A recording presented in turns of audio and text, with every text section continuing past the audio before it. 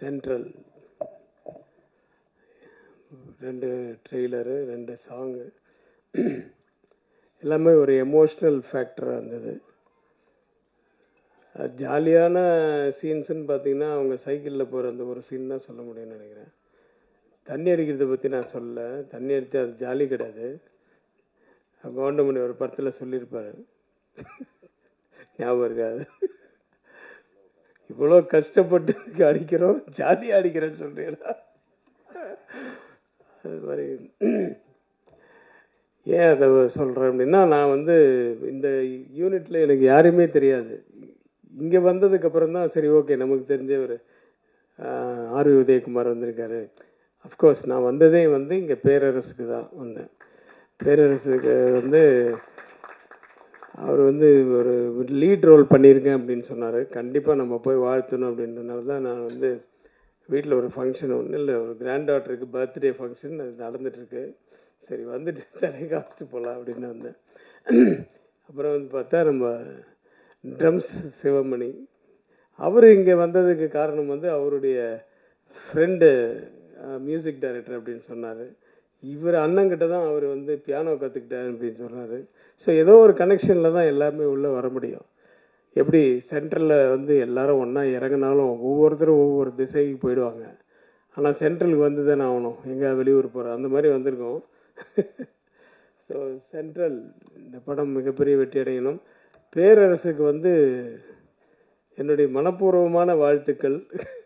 ஏன்னா அவர் வந்து அவருடைய படங்கள் வந்து நிறைய பேசிச்சு. விஜயோட படங்கள்லாம் வந்து நம்ம டைரக்ஷனில் ஒரு நல்ல துள்ளலாக பண்ணியிருந்தார். ஆனால் ஒரு நடிகராக வந்து அவர் இந்த படத்தில் வந்து லீட் ரோல் பண்ணியிருக்காரு. அஃப்கோர்ஸ் அவருடைய படத்துலேயே அவர் வந்து நான் பண்ணுற மாதிரி இந்த கேமியோ ரோல்லாம் பண்ணுவார். ஆனால் தனியாக வெளிப்படங்களில் வந்து அவர் நடித்தது தான் நினைக்கிறேன் ஃபஸ்ட்டு ஒரு அது லீட் ரோலில் பண்ணியிருக்காருன்னு சொன்னார். லீட் ரோலோ மெயின் ரோலோ, பட் சென்ட்ரலில் வந்து அந்த சென்டராக இருக்கீங்கன்னு நினைக்கிறேன். அந்த வில்லனிசம் அது வந்து அவருடைய பார்வையிலையும் நடையிலையும் அந்த லுங்கி மடித்து கட்டுறதுலையும் எல்லாத்துலேயுமே காமிச்சிருக்கீங்க.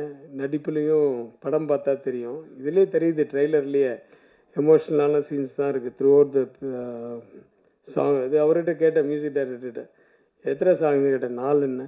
இது 2 வந்து ஒரு எமோஷ்னலான சாங்கு, இன்னும் 2 வந்து அதுவும் அப்படி தான் சார் அப்படின்ட்டாரு. ஏன் ஜாலியான சாங்கை போடலன்னு கேட்கலான்னு வந்தேன். இல்லை அதுவும் கிட்டத்தட்ட இந்த மாதிரி தான் அப்படின்னாரு.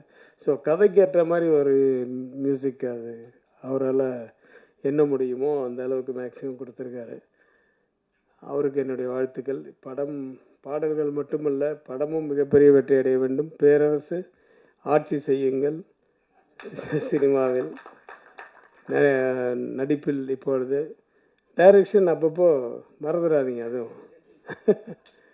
Thank you very much. All the best for the whole team. Thank you very much. இந்த படத்தில் குழந்தை நட்சத்திரமாக நடித்தவர் தான் இந்த படத்தில் ஹீரோன்னு சொன்னாங்கன்னா அவரை பற்றி பேசணும்னு நினச்சேன்.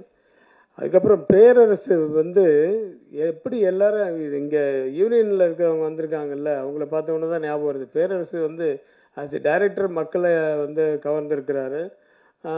இப்போ நடிப்பில் கவர போகிறாரு அப்படிங்கிறத விட அவர் வந்து ஒரு மனிதநேயம் மிக்க ஒரு ஒரு ஒரு மனிதர், நல்ல மனிதர். அதுதான் வந்து எல்லாரையும் இங்கே கவர்ந்து இழுக்கும். இந்த படத்தில் மட்டும் இல்லை, ஒரு யூனியனில் போனால் நான் பல வருஷமாக பார்த்துட்ருக்கேன். அதுவும் இந்த கோவிட் பீரியட்லலாம் அவர் இப்போ உழைத்த உழைப்பு, தன் உயிரை பற்றி கூட கவலைப்படாமல், யாருமே இல்லை ரோட்லன்னா கூட இவர் மட்டும் ஒரு 4 பேரை கூப்பிட்டு அவங்களுக்கு சாப்பாடு கொடுக்கறது, அது கொடுக்கறது, இந்த மாதிரி நிறைய இது அவர் பண்ணியிருக்காரு. இதெல்லாம் நான் கேள்விப்பட்டது, ஸ்டில்ஸ் எல்லாம் பார்த்தது. அது இல்லாமல் இப்போ வந்து மிகப்பெரிய பணியை செஞ்சிட்ருக்காரு நம்ம உதயகுமார் சாரோட சேர்ந்து. அதுக்கும் என்னுடைய வாழ்த்துக்கள். அதுவும் மீண்டும் தொடரட்டும். நன்றி. தேங்க்யூ. தேங்க்ஸ். இங்கு வந்திருக்கும் ப்ரெஸ் அண்ட் மீடியாஸ் நண்பர்கள் அனைவருக்கும் மனமார்ந்த வாழ்த்துக்கள், நன்றிகள். அதே மாதிரி இங்கே வந்து பெரிய பெரிய ஜாம்பவான்லாம் வந்திருக்கீங்க, திரையுலக ஜாம்பவான். கேஎஸ் ரவிக்குமார் சார் கையால் இந்த இசைத்தட்டு வெளியிடுறது வந்து ரொம்ப பெருமையாக நினைக்கிறோம். ஏன்னா இந்த மாதிரி படங்களுக்கு வந்து சாரோட சப்போர்ட்லாம் வந்து பெரிய பலம். ஸோ பேரரசு சார் இதில் மெயினாக இருக்கார். ஸோ ஆர்வி உதயகுமார் சார்லாம் வந்திருக்காங்க. ஸோ எல்லாருக்குமே வந்து எனக்கு மனமார்ந்த வாழ்த்துக்கள் சார். சென்ட்ரல் படம் ரங்கநாதன் மூவி மேக்கர்ஸ் வந்து சூப்பராக குமரகுரு சார், சிவலிங்கம் சார், தேவராஜ் சார் 3 பேரும் தயாரிப்பாளர்களாக இருந்து சூப்பராக அந்த படத்தை மேக் பண்ணியிருக்காங்க சார். இதை பாரதி சிவலிங்கம் வந்து அருமையாக டைரக்ட் பண்ணியிருக்காரு. இவரை பற்றி ஒரு சின்ன விஷயம் சொல்லமா ஒரு 7 இயர்ஸ் பேக் வந்து அப்போயே ஒரு ஸ்கிரிப்ட் ரெடி பண்ணிவிட்டு ஊர் கூப்பிட்டாருங்க. ஜெயங்கொண்டம் அவரோட ஊர் தாண்டி முத்துவாஞ்சேரி கிராமம். ஸோ அங்கே வந்து பூஜை போட்டு ஆரம்பித்தார். ஸோ போனோம் நாங்கள்லாம் அங்கே. அப்போ இருந்த அவரோட ஆர்வம் அது அப்படியே அசிஸ்டன்ட் டைரக்டராக சில படங்கள்லாம் பண்ணி சேனல்ஸில் ஒர்க் பண்ணி ஸோ எக்ஸ்பீரியன்ஸ் கெயின் பண்ணி ஒரு நல்ல தயாரிப்பாளர்கள் 3 பேர் கிடச்சி இந்த படத்தை அருமையாக இயக்கியிருக்காரு. ஸோ நல்லா வந்திருக்குங்க. மியூசிக் டைரக்டர் வந்து எக்ஸ்ட்ரானரியாக போட்டிருக்காரு மியூசிக்கு. Sir super sir, song extraordinary நல்லா பண்ணியிருக்கீங்க, நன்றி. அதே மாதிரி cameraman Vinod sir super sir, DOP நல்லா பண்ணியிருக்கீங்க. இந்த படத்தில் ஒரு தொழிலாளர்கள் அடிமைப்படுத்தப்பட்டு எப்படி வந்து வாழ்க்கையில் கஷ்டப்படுறாங்க. சென்ட்ரலில் வந்து கிட்டத்தட்ட ஒரு 10,000 பேர் வராங்கனாக்கா இதில் ஒரு 9,000 பேருக்கு மேலே வேலையை தேடி தான் வராங்க சென்னையை நோக்கி. ஸோ மீதி 1000 பேரோ 500 பேரோ இந்த சுற்றுலா பீச்சு பார்க்கு இந்த மாதிரி விஷயங்கள்லாம் பார்த்துட்டு போவாங்க. சமாதிகள்னா சமாதி, எம்ஜிஆர் சமாதிலாம். ஸோ இந்த படம் ஒரு மிக சிறந்த ஒரு அருமையான கருத்தை சொல்லக்கூடிய ஒரு படம். இந்த படத்தை எல்லாரும் பாருங்கள், தேட்டரில் பார்த்து ஆதரவு தாங்க. ஸோ எல்லாருக்குமே இந்த என்டையர் டீமுக்கு வந்து நான் மனமார்ந்த வாழ்த்துக்களை தெரிவிக்கிறேன். பாரதி ரொம்ப நன்றி இந்த வாய்ப்பு கொடுத்ததுக்கு. எனக்கு ஒரு நல்ல ஒரு கேரக்டர் கொடுத்தாப்புல, பவர்ஃபுல் கேரக்டர். ஸோ மனமார்ந்த வாழ்த்துக்கள் சார் எல்லாருக்கும். ஸோ பேரரசு சார் பற்றி சொல்லணும். நான் என்னை வந்து சார் வந்து ஸ்பாட்டில் நிறைய ஒர்க் வாங்கினார். சொல்லுவேன் சார், நான் திருப்பாச்சி, சிவகாசி இதெல்லாம் எல்லா படமும் உங்கள் வாய்ப்பை தேடி வந்திருக்கேன் சார், பண்ண முடியல. இந்த படத்தில் வந்து நீங்கள் சொல்லி நான் நடித்தது ரொம்ப சந்தோஷமாக இருக்குது சார். அருமையாக பண்ணியிருக்காரு, எக்ஸ்ட்ரானரியாக பண்ணியிருக்காருங்க, சும்மா பிரம்மாண்டம். இது வரைக்கும் சார் அந்த மாதிரி பார்த்ததே இல்லை. அவ்வளோ பவர்ஃபுல் கேரக்டரு, அருமையாக வந்திருக்கு சார். ரொம்ப நன்றி சார், வாழ்த்துக்கள் எல்லாருக்கும். தேங்க்யூ. துறை நண்பர்கள் எல்லாருக்கும் வணக்கம். மேடையில் அமர்ந்திருக்கிற இயக்குநர்கள் மற்றும் ஜாமான்கள் அனைவருக்கும் என்னுடைய வணக்கங்களை தெரிவிச்சுக்கிறேன். மேதகு படத்துக்கு அப்புறம் நான் பட வாய்ப்பு இல்லாமல் நிறைய படங்கள் தேடிட்டு இருந்தப்போ பாரதி சார் தான் எனக்கு ஒரு நல்ல வாய்ப்பு கொடுத்தாரு. அவருக்கு என்னன்னும் நான் நன்றியாக இருப்பேன். அது மட்டும் இல்லை, ஷூட்டிங் ஸ்பாட்டில் எனக்கு ரொம்ப உதவியாக இருந்தார். இந்த படத்தில் பார்த்தீங்கன்னா பேரரசு சார் ஒரு மாசான ஆக்ஷன் கேரக்டரில் நடிச்சிருக்காரு, வில்லன் கேரக்டர். படம் சூப்பராக வந்திருக்கு. அதே மாதிரி தர்ஷன் சாருக்கு என்னோட நன்றிகள். அவர் கூடவே நான் ரொம்ப வருஷமாக பயணிச்சிட்ருக்கேன். சித்தா படத்துக்கு அப்புறம் இந்த படத்தில் அவர் சூப்பராக ஒரு கேரக்டர் பண்ணியிருக்காரு, மாசா. அதே மாதிரி பாரதி சாரும் நல்லா பண்ணியிருக்காரு. இந்த படத்தோட ஹீரோ காக்கா முட்டை விக்னேஷ், அவர் பார்த்தீங்கன்னா ஷூட்டிங் ஸ்பாட்டில் எல்லா விதத்துலேயும் ஒத்துழைப்பு கொடுத்தாரு. அவருக்கு என்னுடைய நன்றிகள். அதே மாதிரி அவர் என்னோட மகன் கேரக்டர் பண்ணியிருக்காரு. அப்பா மகன் கேரக்டர் பார்த்தீங்கன்னா அந்த சிங்க்கு கரெக்டாக அவர் கூட அமைஞ்சது.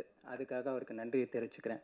இந்த படத்தோட தயாரிப்பாளர்கள் பார்த்தீங்கன்னா எந்த ஒரு பந்தாவும் இல்லாமல் எங்களுக்கு ஸ்பாட்டில் நிறைய சப்போர்ட் பண்ணாங்க. அது மட்டும் இல்லாமல் இந்த படம் நல்லபடியாக வந்திருக்கிறதுக்கு எல்லாருமே கடுமையாக உழைச்சிருக்காங்க. இந்த படம் வெற்றி பெறத்துக்கு நீங்கள் எல்லாருமே நல்ல ஒத்துழைப்பு கொடுக்கணும்.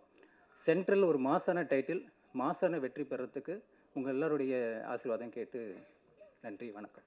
சிம்யாநகர் டீ கடையிலே நான் டீ சாப்பிட்டு கொண்டிருந்த பொழுது இயக்குனர் பாரதி சிவலிங்கம் அவர்கள் என்னை சந்திக்கிறார். என்னை வந்து கேட்குறாரு, நீங்கள் நடிகர் அப்படின்னு கேட்டார். இல்லைங்க, நான் பேசிக்கலி டைரக்ஷன் டிபார்ட்மெண்ட் அப்படின்னேன். இல்லை, நாங்கள் ஒரு படம் பண்ணுறோம், அந்த படம் வந்து ஒரு ஷெட்யூல் முடிஞ்சிருச்சு, இன்னொரு ஷெட்யூல் வந்து இங்கே மெட்ராஸில் ஃபேக்ட்ரியில் எடுக்க போகிறோம் அப்படின்னு சொல்லும் பொழுது சரிங்கன்னு சொல்லிட்டு நம்மளும் அசிஸ்டன்ட் டைரக்டராக 3 ஷார்ட் ஃபிலிம் பண்ணியிருக்கோம். அண்ணன் ஆர்வி உதயகுமார் கையிலலாம் நான் அவார்டு வாங்கியிருக்கேன் கோயம்புத்தூரில். ஸோ அந்த லைன் கேட்டேன், இந்த மாதிரி ஒரு போராளியான ஒரு குணம் அப்படின்னு சொன்னாங்க. சரி, ரைட், ஓகே பண்ணுவோம் அப்படின்னு சொன்னேன். தம்பி கேட்டார், இந்த லீட் ரோலை பண்ணுற வைகுண்டம் அப்படின்ற கதாபாத்திரத்துக்கு நீங்கள் யாரை ஃபிக்ஸ் பண்ணியிருக்கீங்க அப்படின்னு கேட்டேன். ஐயோ, அவரை தான் நான் தேடிக்கிட்டு இருக்கோம். உங்களுக்கு தெரிஞ்ச நோன் ஃபிகர், அதாவது முகம் தெரிந்த ஒரு நபர்னா எனக்கு டக்குன்னு இமீடியட் நான் தோணுது அண்ணன் பேரரசு அப்படின்னு. ஐயோ ஓகே அப்படின்னு லட்டு மாதிரி எனக்கு ஓகே அப்படின்னு சொன்னார். சம்பளம் அதை நான் பார்த்துக்கிறேன், நீ விடு அப்படின்னு சொல்லிட்டு அண்ணனுக்கு ஒரு ஃபோன் அடிச்சு இந்த மாதிரி ஒரு தம்பியை சந்தித்தேன். அலுவலகத்துக்கு வர சொன்னாங்க. இயக்குனர் அலுவலகத்துக்கு வந்து கதை கேட்டார். ஒரு அவுட்லைனை மட்டும்தான் பாரதி சொன்னார். சொல்லும் போது பேரரசு அவர்கள் திருப்பாச்சி, சிவகாசி, திருப்பதி, திருவண்ணாமலை, தருமபுரி, பழனி இப்படி படப்படங்களை பல முன்னணி இயக்குநர்களை வைத்து இயக்கி வெற்றியும் கொடுத்து அந்த படத்தை அத்துறை பாடல்களையும் சூப்பர் ஹிட் ஆக்கிய ஒரு ஒரு பேர் அரசன். அவர் ஒரு வார்த்தை சொன்னார், நுட்பமாக கவனிங்க. இந்த கதையில் மாணவர்களை அடிக்கிற மாதிரியோ அல்லது சாதியை பற்றியோ தழுவல் இருந்துச்சுன்னா இந்த படம் எனக்கு வேணாம் அப்படின்னு சொன்னார். மாணவர்கள் மீது அவருக்கு இருக்கக்கூடிய அந்த அக்கறை, அந்த வெளிப்பாடு தான் இந்த படத்தில் ஒரு முக்கியமான ஒரு வலுவான வைகுண்டம் கேரக்டர். இனிமேல் அவர் படம் இயக்குறாரோ இல்லையோ, ஆனால் நிச்சயமாக பல படங்களில் நடிப்பார். அவருக்கு நான் தான் மேனேஜர், எனக்கு என்ன பர்சன்டேஜ் வரணுமோ அதை அவர் எனக்கு அப்படி கொடுத்துடணும். ஏன்னா அது தொழில் வேற, நட்பு வேற. அண்ணா அதெல்லாம் இல்லை ஒரு நிமிஷம் இருங்க, நான் பார்த்துக்கிறேன். இந்த மாதிரி இந்த கதைக்குள்ள அப்படித்தான் நான் வந்தேன். அதே மாதிரி தான் இயக்குனர் பேரரசனை வந்தார். நிறைய விஷயங்களை மாற்றி கொடுத்தாரு, நிறைய ஷார்ட்ஸ் சொன்னார், நிறைய டயலாகை சேஞ்ச் பண்ணார். அவருடைய காஸ்டியூமு, அவருடைய லுக்கு, அந்த மாடுலேஷன், அதெல்லாம் பார்த்தீங்கன்னா அதாவது நம்மளை சொல்லக்கூடாது. நீங்கள் படம் பாருங்கள். படம் பார்க்கும் பொழுது இப்படி ஒரு பேரரசை இப்படி ஒரு தம்பி இயக்கியிருக்கிறார். அது மாதிரி பாரதி கதை, திரைக்கதை, வசனம், இயக்கம், பாடல்கள், நடிப்பு, முதல் படத்திலேயே இத்தனை துறைகளையும் கையாளு என்பது அவ்வளவு எளிதான ஒரு விஷயம் அல்ல. அதற்கே தம்பி பாரதிக்கு என்னுடைய நெஞ்சம் நிறைந்த வாழ்த்துக்களை நான் உரித்தாக்கிக் கொள்கிறேன். சென்ட்ரல் இந்த producers, director, music directors, entire crew, அவங்களுக்கெல்லாம் என்னுடைய வாழ்த்துக்கள். அதே போல் ப்ரெஸ், மீடியா பீப்புள், குணா அவர் சொன்னார் இல்லைங்களா, குணா சார் சொன்னார் இல்லைங்களா, அந்த மாதிரி கரெக்டாக இது பண்ணுங்கள். யாரையும் கஷ்டப்படுத்தி நல்லா வாழ முடியாது யாரும். ஒருத்தரை கஷ்டப்படுத்துனீங்கன்னா அந்த கஷ்டம் உங்களுக்கு வரும் டெஃபினட்டாக. அது மிரர். எதுக்கு மிரரை வீட்டுக்கு என்ட்ரன்ஸ் வைக்க சொல்கிறாங்கன்னா, ஒரு நல்ல இது, அது ரிஃப்ளெக்ஷன். ஸோ இந்த படம் என்டையர் டீம் இலா நமோ நாராயணி அவர் பெரிய பிளெஸ்ஸிங். அந்த அம்மா அவங்களுடைய ஆசீர்வாதத்தில் அவர் வளர்ந்து அங்கே இருந்தவர். அவருடைய அண்ணன் மணிமொழி அண்ணன் எனக்கு டியூஷன், எனக்கு பியானோ கற்றுக் கொடுப்பார். நான் பாம்பே மூவ் ஆனதுக்கப்புறம் அந்த இது அப்படி கட் ஆகிடுச்சு. இந்த சென்ட்ரல் இந்த ஸ்டேஷன் பார்த்த உடனே எனக்கு, நான் சின்ன வயசில் ஒரு 1975 என்னுடைய ஃபர்ஸ்ட் ரெக்கார்டிங் சொந்தங்கள் வாழ்கன்னு ஒரு படம் ஜெய்சங்கர் அங்கிள் லைக் பண்ணது. கேபி மகாதேவன் சார், புகழேந்தி சார் அவங்க இசையமைப்பில். எப்பாவுக்கு ஆக்சிடெண்ட் ஆச்சு. நான் சப்ஸ்டியூட்டாக போனேன். அப்படி போகும்போதெல்லாம் அப்பத்துலேருந்தே எனக்கு மியூசிக் டைரக்டர் சொல்லிட்டாங்க, அப்பா கிட்ட சிவமணியம் வரட்டும் கூட வாசிக்கிட்டோன்னு, எங்களுக்கு ரொம்ப பிடிச்சிருக்கு. அப்படியே வாசிக்கும் போது அங்கங்கே அப்படியே பாலு சார், என்னுடைய காட்ஃபாதர் திரு எஸ்பி பாலசுப்ரமணிய அண்ணன் அவர் என்னுடைய டேலண்ட்டை பார்த்துட்டு, miss Anandan, I am taking your son in my road shows. அப்படியே நான் எல்லாரும் எஸ்பி பாலசுப்ரமணியன்ற மாதிரியும் ஃபஸ்ட்டு எம்எஸ்வி சார், அப்புறம் ராஜா அண்ணன் எல்லோரும் கூட்டின்னு போவாங்க. அப்போ நான் இங்கே ரெக்கார்டிங் 2 to 9 வாசித்துட்டு இங்கேருந்து பஸ் எடுத்து பார்க் லிபர்ட்டி தியேட்டருக்கு லிபர்ட்டிலேருந்து ஸ்டேஷன் அந்த எலக்ட்ரிக் ட்ரெயின் எடுத்து சென்ட்ரல் வருவேன். நான் சென்ட்ரல்லேருந்து ஒரு ரிக்ஷா பிடிச்சி நேராக மூலக்கொத்தலம், என்னுடைய ஏரியா, நான் வளர்ந்த இடம், பேசன் பிரிட்ஜ், அதில் ரிக்ஷாவில் போயிடுவேன். நான் டெய்லி ராத்திரியில் சென்ட்ரல் ஸ்டேஷன் தான் க்ராஸ் பண்ணுறது.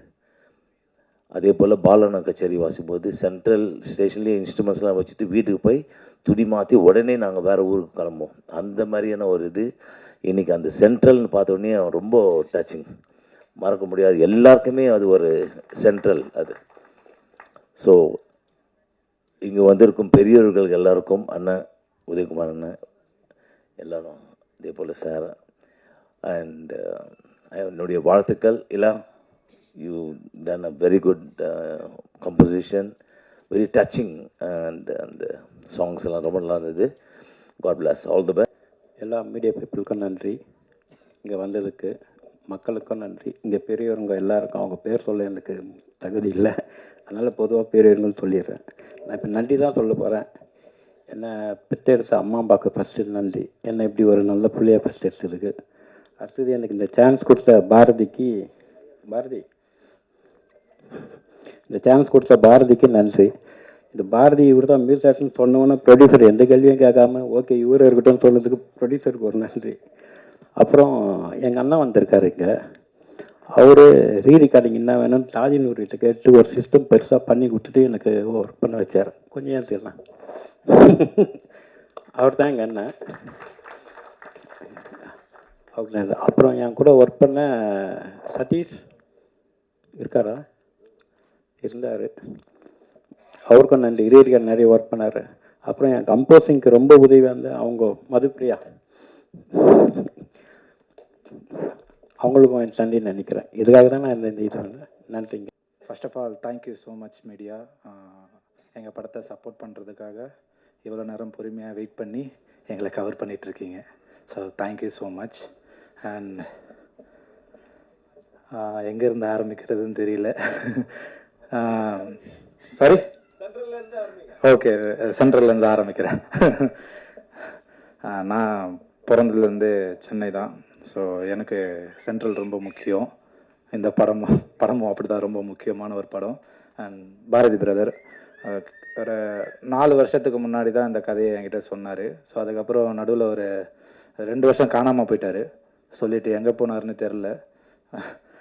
மறுபடியும் ஃபோன் பண்ணி நான் உங்ககிட்ட ஒரு நாள் கதை சொன்ன ஞாபகம் இருக்கா அப்படின்னு கேட்டார். நீங்கள் யார் பிரதர் அப்படின்னு நான் கேட்டேன். நான் பொய்யெல்லாம் சொல்ல விரும்பலை, எனக்கு பிடிக்காது. அதனால் யார் பிரதர் அப்படின்னு கேட்டேன். நான் தான் பாரதி. ஒரு 4 வருஷத்துக்கு முன்னாடி உங்ககிட்ட கதை சொன்னேன். என்ன கதை சொன்னீங்கன்னு கேட்டேன். அப்போ இந்த சென்ட்ரல் அப்படின்ட்டு ஒரு லைன் தான் சொன்னார். ஸோ எனக்கு உடனே ஞாபகம் வந்துருச்சு. ஸோ அந்தளவுக்கு எனக்கு இந்த கதை பிடிச்சிருந்தது. ஸோ படத்தில் ஒர்க் பண்ணும்போது நிறைய கஷ்டம் கொடுத்தாங்க. அதெல்லாம் சொன்னால் என்ன நினைப்பாங்கன்னு தெரில. சொல்ல மாட்டேன் சார், ப்ரொடியூசர் சார், அதெல்லாம் சொல்ல மாட்டேன். ப்ரொடியூசர் பற்றி சொல்லிடுறேன். அவர் இப்போ தான் அதிகமாக பேசியிருக்காரு. ஏன்னா நாங்கள் ஸ்பாட்டில் போயிட்டுலாம் கேட்கும் போது ஓகே விக்னேஷ், அவ்வளோதான், வேறு எதுவுமே இல்லை, இப்போ தான் பேசியிருக்காரு. பரவாயில்ல சார், உங்கள் படத்துக்காக இன்றைக்கி நீங்கள் பேசியிருக்கீங்க. Thank you so much. அண்ட் ஐயா, நீங்களும் ஐயா, வாழ்த்துக்கள் ஐயா. பேசியிருக்கீங்க, வாழ்த்துக்கள் ஐயா. And Perarasu sir, sir Thiruppachi படம்னு நினைக்கிறேன் சார். விஜய் சார் அந்த மூஞ்சில் சந்தனம்லாம் போட்டுட்டு அப்படி ஆரம்பித்தவன் தான் நானும். அப்போ சந்தனம் போட ஆரம்பித்தேன். இப்பவும் போடும்போது தான் பேக்ரவுண்டில் அந்த பிஜிஎம் ஓடும். அப்படி ஆரம்பித்தேன், அந்த பிஜிஎம் ஓடும். ஸோ அவர் கூட நான் நடிக்கிறேன் அப்படின்னும் போது எனக்கு ரொம்ப சந்தோஷமாக இருந்தது. சார் பாதியில் தான் அந்த ஃபர்ஸ்ட் ஷெடியூல் முடிச்சிட்டோம். சார் பாதியில் வரனா அப்போ சொல்லவே மாட்டாருங்க எதுவுமே டேரக்டர், யார் யார் உள்ள வர. இப்போ ட்ரெய்லர்லாம் நான் உங்களை மாரி பார்த்து தான் தெரிஞ்சுக்கிட்டேன். எனக்கு எதுவுமே காட்டலை, எதுவுமே பண்ணலை. அதுமாதிரி அவரோட ஸ்டேட்டஸ் பார்த்து தான் சார் தெரிஞ்சுக்கிட்டேன் உங்களை மீட் பண்ணது. ஆமாம் சார், எதுவுமே சொல்ல மாட்டாருங்க சார். கேட்டால் என்ன ஹீரோன்றாங்க, எனக்கே தெரிய மாட்டேங்குது. என்கிட்டயே சொல்லாமலே எல்லாமே பண்ணிடுறாங்க. எனிவே அதுவும் சர்ப்ரைஸாக தான் இருக்குது. ஓகே, சப்போர்ட் பண்ணுங்க. அண்டு ஒவ்வொருத்தராக சொல்ல டைம் ஆகிடும், அதனால் நான் ஷார்ட்டாகவே முடிச்சுக்கிறேன். படத்தில் நடித்த எல்லாருக்குமே நன்றி.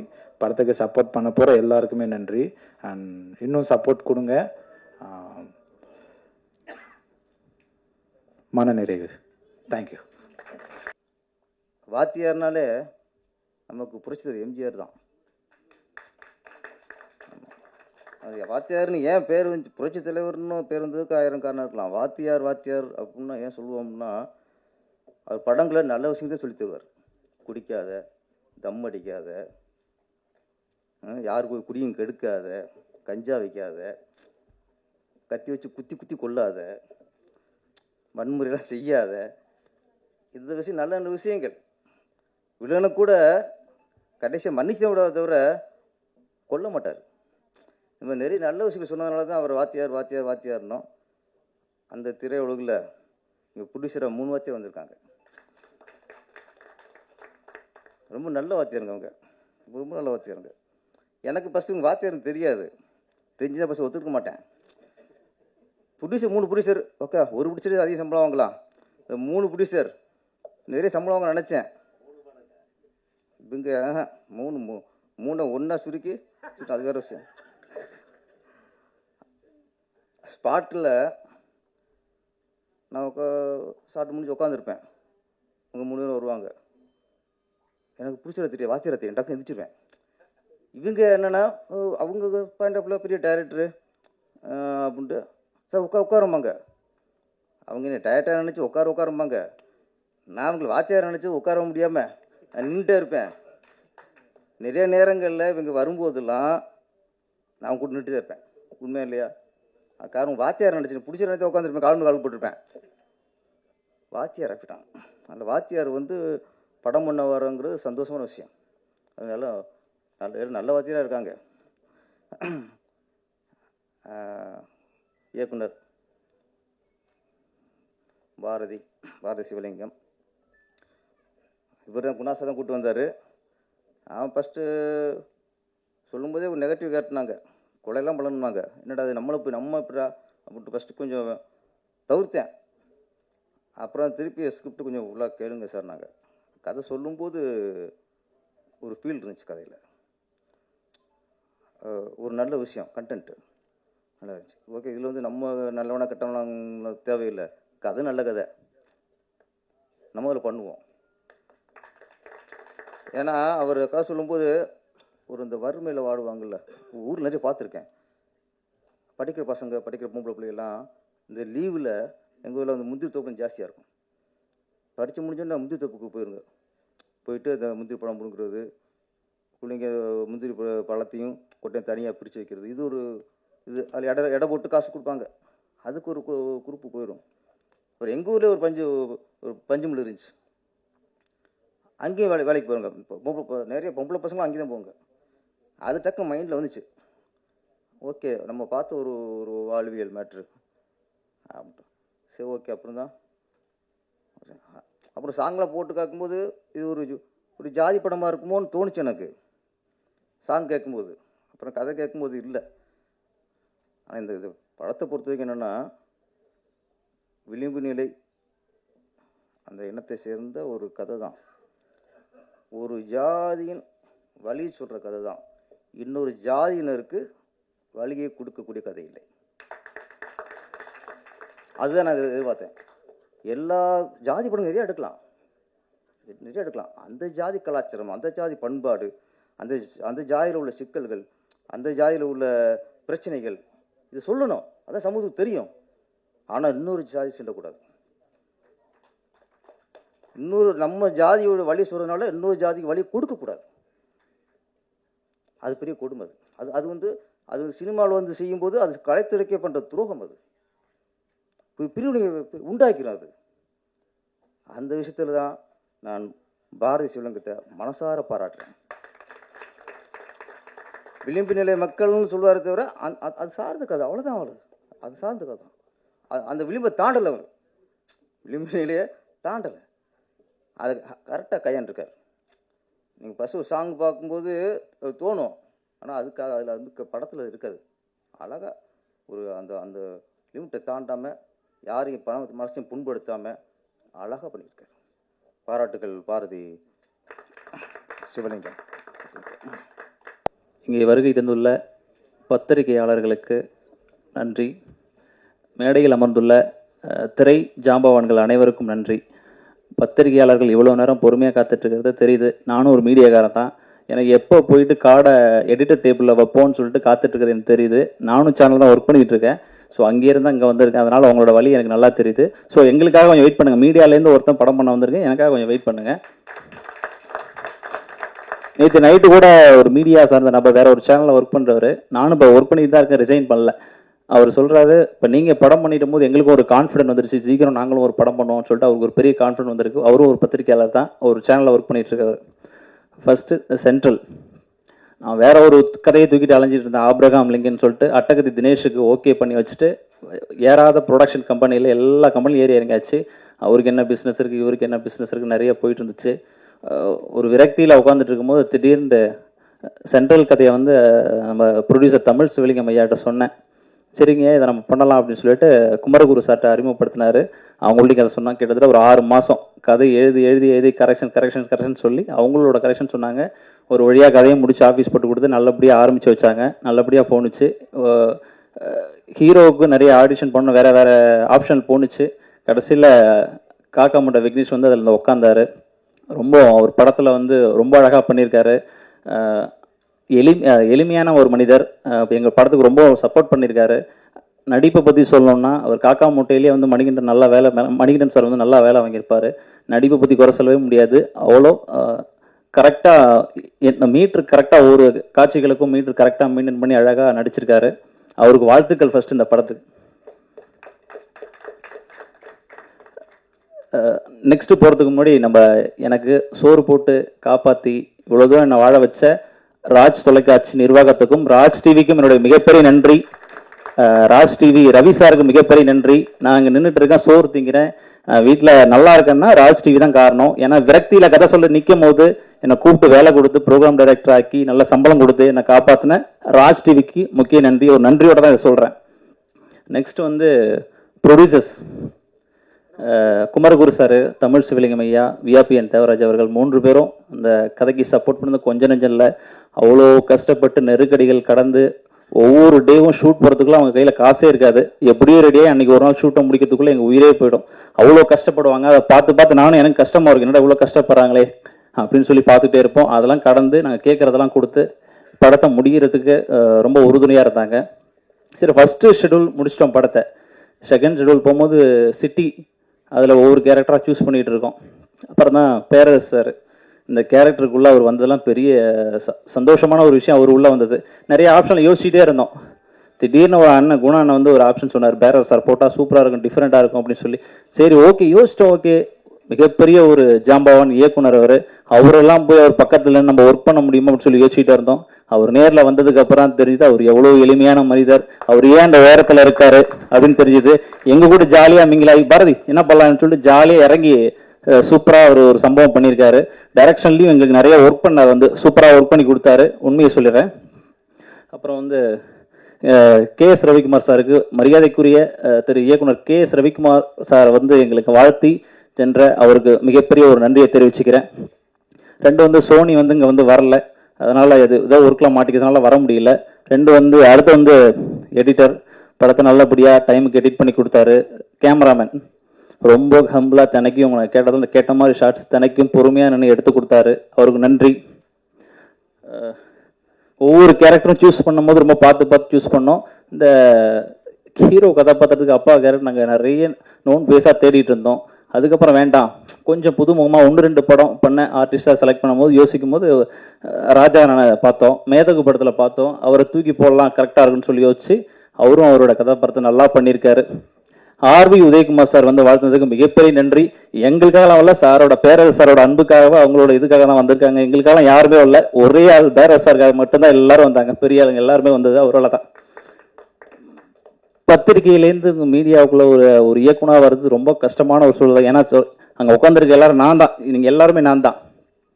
உங்களிலேருந்து ஒரு இயக்குனர் வருது அவ்வளோ கஷ்டமாக இருக்குது. ஏன்னா அவ்வளோ நெருக்கடிகள், அவ்வளோ பிரச்சனை, சர்வியல் பண்ணுறது அவ்வளோ பெரிய பிரச்சனை. ஒரு இயக்குனராக ஒரு கதை பண்ணி டைரக்ட் பண்ணி படம் வெளில வரதுக்குள்ள அவ்வளோ போராட்டங்கள், அவ்வளோ கஷ்டங்கள், அவ்வளோ பிரச்சனைகள் இருக்குது உள்ளார. ஏன்னா மீடியாக்குள்ளே இருந்ததுனால தப்பிச்சேன். மாதம் சம்பளம் சர்வியல் பண்ணி ஃபேமிலி ஓட்டுறதுக்கு நல்லவேளை தப்பிச்சேன். ஒரே ஒரு அசிஸ்டன்ட் டைரக்டராக ஒர்க் பண்ணியிருந்தேன்னா சர்வேல் பண்ண முடியாது. வீட்டில் அம்மா அசிங்கப்படுத்துவாங்க, சம்பாரிச்சு மாதம் காசு பண்ணலாம், நிறைய பேர் கேள்வி கேட்பாங்க. இன்னொன்று எங்கள் பேரண்ட்ஸ் ரொம்ப சப்போர்ட் பண்ணாங்க. பக்கத்தில் இருக்கவங்களாம் எல்லாம் சொல்லும்போது நல்லா படிச்சிருக்கான், 2 டிகிரி முடிச்சிருக்கான், ஸ்கூலில் டீச்சராக போகலாம், எதுக்கு இந்த தொழிலை தேவையில்லாமல் தேர்ந்தெடுத்து போய் மாட்டிக்கிட்டான் அப்படிலாம் சொல்லிட்டு இருந்தாங்க. அதனால் சேஃபாக போய் இருக்கட்டும்னு சொல்லிட்டு ஒரு சேனலில் போய் ஜாயின் பண்ணேன். கிட்டத்தட்ட ஒரு 6-7 சேனலில் ஒர்க் பண்ணிட்டு கடைசியாக ராஜ் டிவி தான் என்னை காப்பாற்றினுச்சு. வாழ்க்கையை மாற்றினது ராஜ் டிவி தான் என்னை மாற்றினுச்சு. அதுக்கப்புறம் திடீர்னு வந்த வாய்ப்பு தான் அந்த படம். இந்த படம் பண்ணதுக்கு அப்புறம் தான் எனக்கு ஒரு திருப்தி. அப்போ ஒரு படம் பண்ணிட்டோன்னு ஒரு திருப்தி. இந்த திருப்திக்கு காரணம் 3 ப்ரொடியூசர்ஸ் தான். ஒன்று குமரகுரு சார், தமிழ் சிவலிங்கம் சார், விஆபிஎன் தேவராஜ் சார், 3 பேருக்கும் என்னோட நெஞ்சார்ந்த நன்றிகள். இதில் நடித்த தர்ஷன், ஆனந்த், கயல் எல்லாத்துக்கும் என்னோட மிகப்பெரிய நன்றி. பேர் விட்டு சுபா சாருக்கு ரொம்ப நன்றி. கூக்கா பாவலன் சாருக்கு ரொம்ப நன்றி. ஏன்னா ஃபர்ஸ்ட் லுக்கை எழுச்சி தமிழை ரிலீஸ் பண்ணுறதுக்கு அவர் தான் ஹெல்ப் பண்ணார். அவர் நடிக்கவே வேணாம்னு சொல்லிட்டு வெக்கப்பட்டு இருந்தார். தூக்கி நடிக்க வச்சோம், உள்ள நடிங்க அப்படின்னு சொல்லிட்டு ஒரு 7 நாள் அவரை தூக்கி உள்ள நடிக்க வச்சோம். அவரோட பாட்டு நல்லா பண்ணியிருக்காரு. இவ்வளோ நேரம் வெயிட் பண்ண அவங்க எல்லாருக்கும் நன்றி. நிறைய பேசலாம்னு யோசிச்சு வச்சுருந்தா எல்லாத்தையும் பேசி காலி பண்ணிட்டீங்க. பேரரசு சாரை என்ன சொல்கிறது எனக்கே தெரியல. அவ்வளோ எளிமையான மனிதர்கள் எங்கள் கூட அவர் நின்னதெல்லாம் நான் நினச்சி கூட பார்க்கல. அப்படின்னா வெளியில் சொல்லியிருக்காங்க ரொம்ப ஸ்ட்ரிக்டான டைரக்டர், வேறு மாதிரி இருப்பார் அப்படிலாம் சொன்னாங்க. நான் கேட்டேன், நிறைய வெளியில் விசாரித்தேன், சொன்னாங்க. நான் வந்ததுக்கப்புறம் தெரியுது அவர் மாதிரி ஒரு ஆள் இல்லை, எளிமையான மனிதரே இல்லை.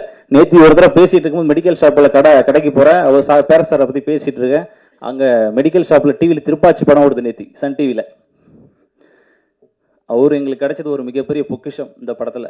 நல்லா சப்போர்ட் பண்ணி கொடுத்தாரு. அடுத்தடுத்து வேறு இதில் நாங்கள் அவரோட சேர்ந்து பயணிக்கணும்னு ஆசைப்பட்றோம்.